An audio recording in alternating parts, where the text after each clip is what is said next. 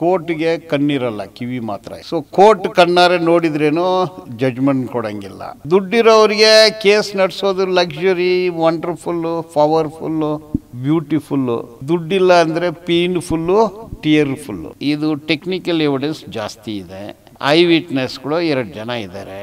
ಕೋರ್ಟ್ಗೆ ಬಂದು ಯಾರು ಏನು ಹೇಳ್ತಾರೆ ಅನ್ನೋದು ನೋಡಬೇಕು. ಗ್ಲಾಮರಸ್ ಅಕ್ಯೂಸ್ಡ್ ಇದ್ದರೆ ಅವರು ಜೈಲಿಗೆ ಹೋದಾಗ LKG ಇರ್ತಾರೆ. ಆಮೇಲೆ ಗ್ರಾಜ್ಯುಯೇಟ್ ಆಗಿಬಿಟ್ಟಿರ್ತಾರೆ. A1 ಮೇಲೆ ಏನು ಕೇಸ್ ಇದೆ ಎಂದು ನನಗೆ ಗೊತ್ತಿದೆ. A1 ಬಿಡುಗಡೆ ಆಗ್ತಾರೆ ಅಂತ ಹೇಳ್ತೀನಿ ನಾನು. ಚಿತ್ರದುರ್ಗ ರೇಣುಕಾಸ್ವಾಮಿ ಕೊಲೆ ಕೇಸಿಗೆ ಸಂಬಂಧಪಟ್ಟಾಗೆ ನಟ ದರ್ಶನ್ ಸೇರಿ 7 ಜನ ಆರೋಪಿಗಳ ವಿರುದ್ಧ ದೋಷಾರೋಪಣೆ ಆಗಿರುವಂಥದ್ದು. ಈ ಬಗ್ಗೆ ಮಾತನಾಡಲಿಕ್ಕೆ ನಮ್ಮೊಂದಿಗೆ ಈ ಒಂದು ಕೇಸ್ನ A1 ಆರೋಪಿ ಆದಂತಹ ಪವಿತ್ರ ಗೌಡ ಅವರ ವಕೀಲರು ಎಸ್ ಬಾಲನ್ ಅವರು ನಮ್ಮೊಂದಿಗಿದ್ದಾರೆ. ಅವ್ರನ್ನ ನಾವು ಮಾತನಾಡಿಸ್ತಾ ಹೋಗೋಣ. ಸರ್, ಇವತ್ತು ಆರೋಪಿಗಳ ವಿರುದ್ಧ ದೋಷಾರೋಪ ಪಟ್ಟಿ ಬಿಡುಗಡೆ ಆಗಿರುವಂಥದ್ದು. ನೀವು ಪವಿತ್ರ ಗೌಡ ಅವರ ವಕೀಲರಿದ್ದೀರಿ. ಮುಂದಿನ ಯಾವ ರೀತಿಯಾದಂತಹ ಒಂದು ಕೋರ್ಟಲ್ಲಿ ವಾದ ಮಾಡುವಂಥದ್ದು, ಅಥವಾ ಈಗ ನವೆಂಬರ್ 10ಕ್ಕೆ ಈಗ ಏನು ಈ ದೋಷಾರೋಪ ಪಟ್ಟಿಗೆ ಸಂಬಂಧಪಟ್ಟಾಗೆ ಒಂದಷ್ಟು ತನಿಖೆಗಳು ಕೂಡ ನಡೆಯುವಂಥದ್ದು ಇರುತ್ತೆ. ಇದು ಯಾವ ರೀತಿಯಾಗಿ ಪ್ರಕ್ರಿಯೆ ನಡೆಯುತ್ತೆ ಅನ್ನುವಂಥದ್ದು? ಸರ್, ಇವತ್ತು ಪಟ್ಟಿಯಲ್ಲ, ಫ್ರೇಮಿಂಗ್ ಆಫ್ ಚಾರ್ಜ್. ಸೊ ದೋಷಾರೋಪಣ ಪಟ್ಟಿಯಲ್ಲಿ ಹಲವಾರು ವಿಟ್ನೆಸ್ಸದು ಮೆಟೀರಿಯಲ್ಸು ಕಲೆಕ್ಟ್ ಮಾಡಿದ್ದಾರೆ. ಇದರಲ್ಲಿ ಐ ವಿಟ್ನೆಸ್ ಇದ್ದಾರೆ, DNA, electronic, customer application forms, tower dump, voice spectrography, blood examination. ಇದು 90% ಟೆಕ್ನಿಕಲ್, 10% ಅದರ್ ವಿಟ್ನೆಸ್, ರಿಕವರಿ ಮಾಸರ್ ವಿಟ್ನೆಸ್ಸು, ಪಂಚ್ ವಿಟ್ನೆಸ್ಸಸ್ಸು. ಸೊ ಸುಮಾರು ವಿಟ್ನೆಸ್ ಇದ್ದಾರೆ. ಒಂದು 10 ವಾಲ್ಯೂಮ್ಸ್ ಚಾರ್ಜ್ ಶೀಟ್ ಕೂಡ ಹಾಕಿದ್ದಾರೆ. ಈಗ 17 ಜನ ಆರೋಪಿಗಳು ಇದರಲ್ಲಿ. ಅವ್ರು ಎಲ್ಲರ ಮೇಲೇ ಚಾರ್ಜ್ ಫ್ರೇಮ್ ಅಂದರೆ ಏನು ಕೇಸ್ ಅನ್ನೋದನ್ನು ಅವ್ರು ಹೇಳಬೇಕು. ನಿನ್ನ ಮೇಲೆ ಈ ಕೇಸಸ್ ಇದೆ, ನೀವು ಒಳಸಂಚು ಮಾಡಿದ್ದೀರಾ, ನಿಮ್ಮ ಉದ್ದೇಶ ಇದಿತ್ತು, ಈ ಕಾರಣಕ್ಕೋಸ್ಕರ ಕೊಲೆ ಮಾಡಿದ್ದೀರಾ, ಇಂಥ ಜಾಗದಲ್ಲಿ ಕೊಲೆ ಮಾಡಿದ್ದೀರಾ, ನೀವು ಈ ಆ್ಯಕ್ಟ್ ಮಾಡಿದ್ದೀರಾ, ನೀವು ಇನ್ನೊಂದು ಇದು ಮಾಡಿದ್ದೀರಾ, ಇದೆಲ್ಲ ಎಕ್ಸ್ಪ್ಲೈನ್ ಮಾಡಿ ಹೇಳ್ತಾರೆ. ಇದು ಒಂದು stage. So framing of charge and discharge application, ಕೆಲವರು ಅಪ್ಲಿಕೇಶನ್ ಹಾಕಿದ್ರು, ಅದೆಲ್ಲ ವಜಾ ಆಯಿತು. ಈಗ ಚಾರ್ಜ್ ಫ್ರೇಮ್ ಆಯಿತು, ಇದಕ್ಕೆ ಮೇಲೆ ಡಿಸ್ಚಾರ್ಜ್ ಅನ್ನೋದು ಇಲ್ಲ. ಚಾರ್ಜ್ ಆದಮೇಲೆ ಡಿಸ್ಚಾರ್ಜ್ ಎಂದು ಹೈಕೋರ್ಟ್ಗೆ ಹೋಗ್ಬೋದಾ ಅನ್ನೋದು ಕೂಡ ಕೇಳ್ಬೋದು ನೀವು. ಸೊ ಜಡ್ಜ್ಮೆಂಟ್ಗಳಿದೆ, ಚಾರ್ಜ್ ಫ್ರೇಮ್ ಆದಮೇಲೆ ಹೈಕೋರ್ಟ್ಗೆ ಹೋಗಿ ಡಿಸ್ಚಾರ್ಜ್ ಮಾಡಿ ಅನ್ನೋದು ಕೂಡ ಸಾಧ್ಯವಿಲ್ಲ.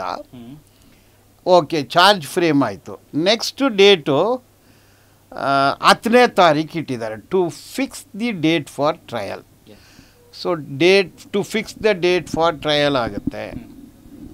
ಮತ್ತು ಏನೇನು ವಸ್ತುಗಳು, ಮೆಟೀರಿಯಲ್ ಆಬ್ಜೆಕ್ಟ್ಸ್, ಡಾಕ್ಯುಮೆಂಟ್ಸ್ ಅದೆಲ್ಲನೂ ಪ್ರೊಡ್ಯೂಸ್ ಮಾಡಿ ಅನ್ನೋದು ಇನ್ನೊಂದು ಡೇಟ್ ಕೊಡೋಕ್ಕೆ ಕೂಡ ಸಾಧ್ಯತೆ ಇದೆ. ಇವತ್ತು ಕೆಲವು ಅಡ್ವೊಕೇಟ್ಗಳು ನಾವು ಅಪ್ಲಿಕೇಶನ್ಗಳು ಹಾಕ್ತೀವಿ ಅಂತ ಕೂಡ ಹೇಳಿದರು. ಅಂದರೆ ವಿಟ್ನೆಸ್ ನಂಬರ್ 1 to 10 ಚೀಫ್ ಆಗಲಿ, ಆಮೇಲೆ ಕ್ರಾಸ್ ಮಾಡ್ತೀವಿ ಅಂತ ಕೇಳ್ಬೋದು. ಒಟ್ಟಾರೆ 10ನೇ ತಾರೀಕು ಚಾರ್ಜ್ ಫ್ರೇಮ್ ಆಗುತ್ತೆ. ಚಾರ್ಜ್ ಫ್ರೇಮ್ ಆದಮೇಲೆ 1 or 2 ಡೇಟ್ ಹೋಗುವ ಸಾಧ್ಯತೆ ಇದೆ, ಅಥವಾ ಡೇಟು ಫಿಕ್ಸ್ ಆಗುತ್ತೆ. ಫಿಕ್ಸ್ ಆದರೆ ವಿಟ್ನೆಸ್ಗೆ ಸಮನ್ ಕೊಡ್ತಾರೆ. ಸೊ ಅಟ್ಟೆ ಸ್ಟ್ರೆಚ್ ಒಂದು 8 ದಿವಸ 10 ದಿವಸನೂ ಕೊಡ್ಬೋದು, 3-4 ದಿವಸನೂ ಕೊಡ್ಬೋದು. ಈ ಕೇಸಲ್ಲಿ ಸುಪ್ರೀಂ ಕೋರ್ಟಲ್ಲಿ ಆ್ಯಸ್ ಎಕ್ಸ್ಪೀಡಿಯಸ್ಲಿ ಆ್ಯಸ್ ಪಾಸಿಬಲ್ ಅಂತ ಮಾಡಿದ್ದಾರೆ. ಅದರಿಂದ ಅಟ್ಟೆ ಸ್ಟ್ರೆಚ್ ಕೂಡ ಕೊಡ್ಬೋದು. ಇವತ್ತು ನೋಡಿ, ಫ್ರೇಮಿಂಗ್ ಆಫ್ ಚಾರ್ಜ್ ಅಂದರೆ ಕೋರ್ಟಲ್ಲಿ ನಿಂತ್ಕೊಳ್ಳೋಕ್ಕೆ ಜಾಗ ಅಲ್ಲ, ಟೈಟ್ ಪ್ಯಾಕ್. ಸುಮಾರು Young lawyers out of curiosity ಬಂದಿದ್ದರು. ಇದು ಕ್ರೈಮು, ಅದೇ ಸಂದರ್ಭದಲ್ಲಿ ಕ್ರೈಮು ಗ್ಲ್ಯಾಮರ್ ಆದರೆ, ಇಲ್ಲ ಗ್ಲ್ಯಾಮರ್ ಕ್ರೈಮ್ ಆದರೆ ಅಟ್ರ್ಯಾಕ್ಷನ್ ಜಾಸ್ತಿ ಆಗುತ್ತೆ. ಅದರಿಂದ ಸುಮಾರು ಜನ ಬಂದಿದ್ದರು. ಸೊ ಚಾರ್ಜ್ ಫ್ರೇಮ್ ಮಾಡೋಕ್ಕೆ ಭಾರಿ ತೊಂದರೆ ಇತ್ತು. ನ್ಯಾಯಾಧೀಶರು ಸುಮಾರು ಸತಿ ಹೇಳ್ತಿದ್ರು, ದೂರ ಹೋಗಿ ಜಾಗ ಬಿಡಿ ಎಂದು. ಪೊಲೀಸರೆಲ್ಲ ಕೂಡ ಬಂದಿದ್ದರು. ಎನಿವೇ ಚಾರ್ಜ್ ಫ್ರೇಮ್ ಆಯಿತು. ಮತ್ತು ವಿಟ್ನೆಸ್ ಶುರು ಆಗುತ್ತೆ. ವಿಟ್ನೆಸ್ ಸಮನ್ ಕೊಡ್ತಾರೆ. ವಿಟ್ನೆಸ್ಗಳನ್ನ ಬಾಕ್ಸಲ್ಲಿ ಹಾಕಿ ಎಕ್ಸಾಮಿನ್ ಮಾಡ್ತಾರೆ. ಈ ಕೇಸಲ್ಲಿ ವಿಶೇಷ ಸ್ಪೆಷಲ್ ಪಬ್ಲಿಕ್ ಪ್ರಾಸಿಕ್ಯೂಟರ್ನ ಅಪಾಯಿಂಟ್ ಮಾಡಿದ್ದಾರೆ. ಸೊ ಅವ್ರು ಬಂದು ಲೀಡ್ ಮಾಡ್ತಾರೆ, ಅಂದರೆ ಎವಿಡೆನ್ಸ್ ಮಾಡ್ತಾರೆ, ಆಮೇಲೆ ಕ್ರಾಸ್ ಎಕ್ಸಾಮಿನೇಷನ್ ಆಗುತ್ತೆ. ಸೊ ಕೇಸ್ ಹೆಂಗಿದೆ ಅಂತ ಕೇಳ್ತೀರಾ ನೀವು. ಇದು ಟೆಕ್ನಿಕಲ್ ಎವಿಡೆನ್ಸ್ ಜಾಸ್ತಿ ಇದೆ. ಐ ವಿಟ್ನೆಸ್ಗಳು 2 ಜನ ಇದ್ದಾರೆ. ಕೋರ್ಟ್ಗೆ ಬಂದು ಯಾರು ಏನು ಹೇಳ್ತಾರೆ ಅನ್ನೋದು ನೋಡಬೇಕು. ಒಟ್ಟಾರೆ FSL witness, medical witness, police witness ಅವ್ರು ಯಾರು ಹಾಸ್ಟೈಲ್ ಆಗೋದಿಲ್ಲ. ಈಗ ಪಂಚ್ ವಿಟ್ನೆಸ್ ಇರ್ತಾರೆ. ಪಂಚ್ ವಿಟ್ನೆಸ್ಸು ಮತ್ತು ಐ ವಿಟ್ನೆಸ್ ಇವರು ಪ್ರೈವೇಟ್ ವಿಟ್ನೆಸ್ಸು. ಅವರು ಏನು ಹೇಳ್ತಾರೆ ಏನು ಗೊತ್ತಿಲ್ಲ. ಸೊ ಹೇಳ್ಬೋದು, ಇಲ್ಲಾಂದ್ರೆ ಪ್ರತಿಕೂಲ ಸಾಕ್ಷಿಯಾಗಿ ಕೂಡ ಆಗ್ಬೋದು, ಅದು ನನಗೆ ಗೊತ್ತಿಲ್ಲ. ಒಟ್ಟಾರೆ ಎವಿಡೆನ್ಸ್ಗೆ ಬರುತ್ತೆ. ನಾನು ಅಕ್ಯೂಸ್ ನಂಬರ್ 1ಗೆ ಅಪಿಯರ್ ಆಗ್ತೀನಿ, ನಾನೇ ಶುರು ಮಾಡ್ತೀನಿ ಕ್ರಾಸ್ ಎಕ್ಸಾಮಿನೇಷನು. ಕ್ರಾಸ್ ಎಕ್ಸಾಮಿನೇಷನಲ್ಲಿ ಲಾಯರ್ಗಳು ಹೆಂಗೆ ಪರ್ಫಾರ್ಮ್ ಮಾಡ್ತಾರೆ, ಪ್ರಾಸಿಕ್ಯೂಷನ್ ಹೆಂಗೆ ಪರ್ಫಾರ್ಮ್ ಮಾಡ್ತಾರೆ, ಸಾಕ್ಷಿಗಳು ಹೆಂಗೆ ಹೇಳ್ತಾರೆ, ಅದ್ರ ಬಗ್ಗೆ ಇರುತ್ತೆ. ಎಸ್ಒಕೆನ ಬಹಳ ಮುಖ್ಯವಾಗಿ ಏನು ರೇಣುಕಾ ಸ್ವಾಮಿಯನ್ನ ಕಿಡ್ನಾಪ್ ಮಾಡಿದ್ರಾ ಅಥವಾ ಕಿಡ್ನಾಪ್ ಮಾಡಿ ಕರೆತಂದು ಅವ್ರ ಮೇಲಿದ್ದಂತಹ ಒಡವೆಗಳನ್ನು ನೀವು ತೆಗೆದುಕೊಂಡ್ರಾ, ಅವ್ರನ್ನ ಬರ್ಬೋರೋಗೆ ಹತ್ಯೆ ಮಾಡಿರುವಂತಹ ಪ್ರಶ್ನೆಯನ್ನು ಕೂಡ ಕೇಳಿರುವಂಥದ್ದು. ಇದನ್ನು ಅಂದರೆ ಒಟ್ಟಾರೆಯಾಗಿ ಒಂದು ಆರೋಪವನ್ನು ತಳ್ಳಿ ಹಾಕಿರುವಂಥದ್ದು ಆರೋಪಿಗಳು. ಇನ್ನು ಮುಂದೆ ಯಾವ ರೀತಿಯಾಗಿ ಈ ಕೇಸನ್ನ ನಡೆಸುವಂಥದ್ದು ಅಥವಾ ವಾದ ಪ್ರತಿವಾದ ಚಾಲೆಂಜ್ ಅನ್ನೋದು? ಈಗ ಚಾಲೆಂಜು ತನಿಖೆ ತಂಡ ಮತ್ತು ತಜ್ಞರ ತಂಡ, ಮೆಡಿಕಲ್ ತಂಡ ಇವರೆಲ್ಲ ಸೇರಿಕೊಂಡು ತನಿಖೆ ಮಾಡಿದ್ದಾರೆ. ಸೊ ಎಲ್ಲ ಮೆಟೀರಿಯಲ್ಸು ಕಲೆಕ್ಟ್ ಮಾಡಿದ್ದಾರೆ. ಕಲೆಕ್ಟ್ ಮಾಡಿ ದೋಷಾರೋಪಣ ಪಟ್ಟಿ ಸಲ್ಲಿಸಿದ್ದಾರೆ. ಇನ್ 10 ವಾಲ್ಯೂಮ್ಸು ಎಲ್ಲ ಆರೋಪಿಗಳು ಕೂಡ ಕೊಟ್ಟಿದ್ದಾರೆ. ಈಗ ಅವ್ರ ಕಡೆ ಒಂದು ಡೆಡ್ ಬಾಡಿ ಇದೆ. ಅವರು ಚಿತ್ರದುರ್ಗದಿಂದ ಬಂದಿದ್ದಾರೆ. ಅಲ್ಲಿಂದ ಬಂದಿದ್ದು ಅಲ್ಲಿ ಸತ್ತಿದ್ದು ಅನ್ನೋದ್ರ ಬಗ್ಗೆನೂ ತನಿಖೆ ಆಗಿದೆ.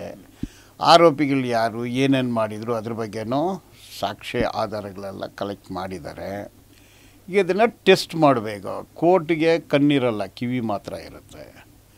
ಸೊ ಕೋರ್ಟ್ ಕಣ್ಣಾರೆ ನೋಡಿದ್ರೇನೂ ಜಡ್ಜ್ಮೆಂಟ್ ಕೊಡೋಂಗಿಲ್ಲ. ಅವರು ಬಾಕ್ಸಲ್ಲಿ ಹತ್ತಿ ಸಾಕ್ಷಿ ಹೇಳಬೇಕು.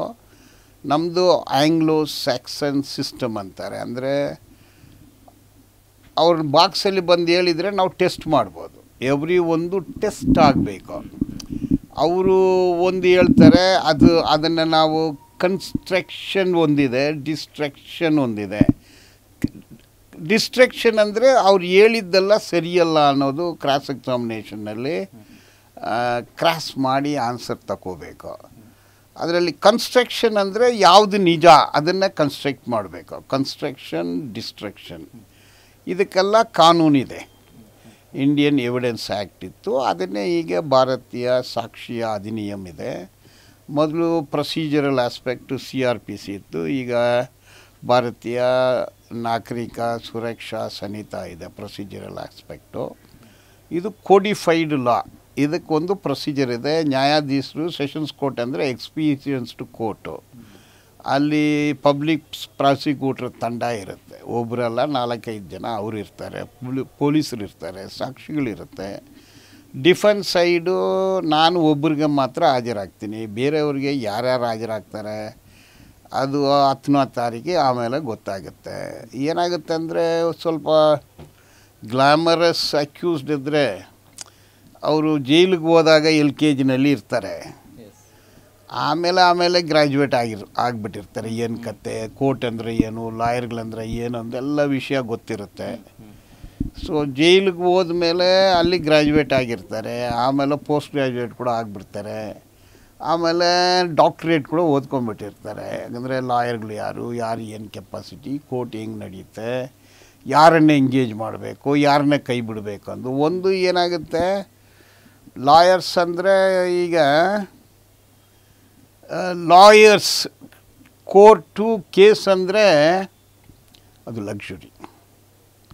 ದುಡ್ಡಿದ್ದರೆ fancy lawyers, Supreme Court lawyer per day ಇಷ್ಟೊಂದು ದುಡ್ಡು ಕೊಟ್ಟು ಲಾಯರ್ಗಳನ್ನ ಎಂಗೇಜ್ ಮಾಡ್ತಾರೆ. ಒಂದು ದಿವಸ ಒಂದು ಲಾಯರ್ ಬಂದರೆ ಆವತ್ತು ದಿವಸಕ್ಕೆ 10 ಲಕ್ಷ ಕೇಳೋರು ಇದ್ದಾರೆ, 5 ಲಕ್ಷ ಕೇಳೋರು ಬೆಂಗಳೂರಲ್ಲೇ ಕೂಡ ಇದ್ದಾರೆ, ಹೆಸರೆಲ್ಲ ನಾನು ಹೇಳಲ್ಲ. So for the rich engaging a lawyer. Poor ಇದ್ದರೆ ಏನು ಕೆಲವರು ಲಾಯರ್ ಇಡೋಕ್ಕೆ ಬರೋದಿಲ್ಲ, ಅವರಿಗೆ ಸರ್ಕಾರಿ ಲಾಯರ್ಗಳನ್ನ ಕೊಡ್ತಾರೆ, ಇಲ್ಲಾಂದರೆ ಫಸ್ಟ್ ಜನ್ರೇಷನ್ ಲಾಯರ್ಗೆ ಕೊಡ್ತಾರೆ. ದುಡ್ಡಿರೋರು 5th ಜನರೇಷನ್ ಲಾಯರ್ಗೆ ಕೇಸ್ ಕೊಡ್ತಾರೆ. So engaging a lawyer is luxury. ದುಡ್ಡಿಲ್ಲ ಅಂದರೆ ಸಫರಿಂಗು. ಸೊ ದುಡ್ಡಿರೋರಿಗೆ ಕೇಸ್ ನಡೆಸೋದು ಲಕ್ಸುರಿ, ವಂಡರ್ಫುಲ್ಲು, ಪವರ್ಫುಲ್ಲು, ಬ್ಯೂಟಿಫುಲ್ಲು. ದುಡ್ಡಿಲ್ಲ ಅಂದರೆ ಪೇನ್ಫುಲ್ಲು, ಟಿಯರ್ಫುಲ್ಲು, ಹಿಂಗಿರುತ್ತೆ. ಓಕೆ. ಇಲ್ಲ ಒಂದು ಕಡೆ ಇವತ್ತು ರೇಣುಕಾಸ್ವಾಮಿ ಕೇಸ್ನ ಅಕ್ಯೂಸ್ಡ್ ಆರೋಪಿ ಮೊದಲನೇ ಸ್ಥಾನದಲ್ಲಿರುವಂತಹ ಪವಿತ್ರ ಗೌಡ ಅವರ ಕಾನ್ಫಿಡೆನ್ಸ್ ಎಲ್ಲ ಒಂದು ಕಡೆ ಕಡಿಮೆ ಆಗಿತ್ತು ಅಂತ ಹೇಳಿ ಅನಿಸ್ತಾ ಅನ್ನುವಂಥದ್ದು ಇವತ್ತು ಕೋರ್ಟಿಗೆ ಬಂದ ಸಂದರ್ಭದಲ್ಲಿ. ಅದು ಹೆಂಗೆ ಹೇಳ್ತೀರ ನನಗೆ ಗೊತ್ತಿಲ್ಲ. ಅಯ್ಯಮ್ಮ ಜೈಲಿಂದ ಬಂದರು, ಮನೆಯಿಂದ ಬಂದಿಲ್ಲ. ಜೈಲಲ್ಲಿ ಏನು ಒಂದು ಮಹಿಳೆಯರಿಗೆ ಆ ಡ್ರೆಸ್ಸಿಂಗು, ಮೇಕಪ್ ಅದು ಸಿಗೋದಿಲ್ಲ.